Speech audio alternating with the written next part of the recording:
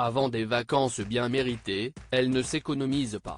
Radieuse et déjà très bronzée en cette fin juin, Letizia d'Espagne a enchaîné les rencontres ce mardi avec des interlocuteurs très différents, allant de différents ministres aux joueuses de football de l'équipe nationale. Une journée à 100 à l'heure, qui lui a permis à nouveau de montrer sa silhouette absolument parfaite.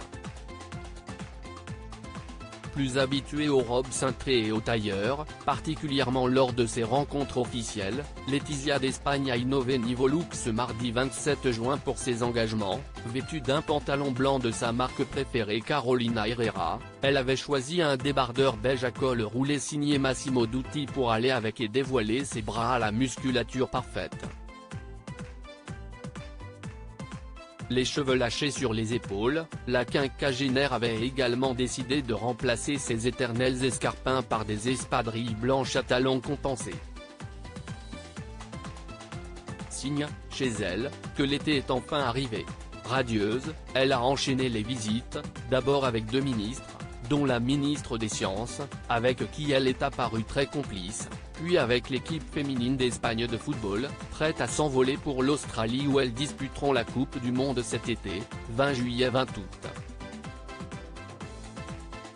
Une échéance à laquelle la souveraine ne pourra sans doute pas se rendre, et qui tombe surtout en plein milieu de ses traditionnelles vacances à Majorque, malgré les bonnes chances des jeunes femmes de faire un bon résultat.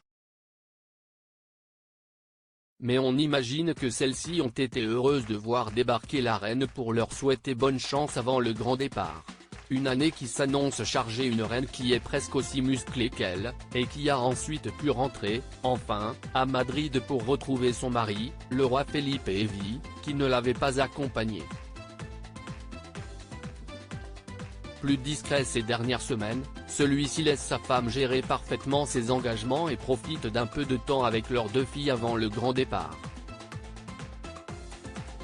En effet, l'an prochain, l'aînée héritière Léonore, presque 18 ans, partira pour un cursus de 3 ans à l'armée, afin de se préparer au mieux à son rôle de future reine.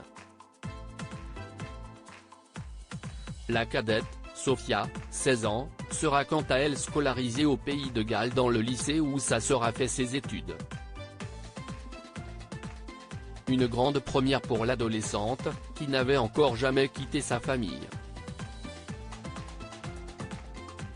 Mais qui va pouvoir profiter, avant cela, de vacances agréables à Majorque avec sa sœur aînée et ses parents. Comme chaque année, la petite famille, probablement rejointe par la reine douairière Sofia, va s'envoler pour Palma où se trouve leur résidence d'été. L'occasion de se retrouver et de souffler un peu après cette année bien remplie.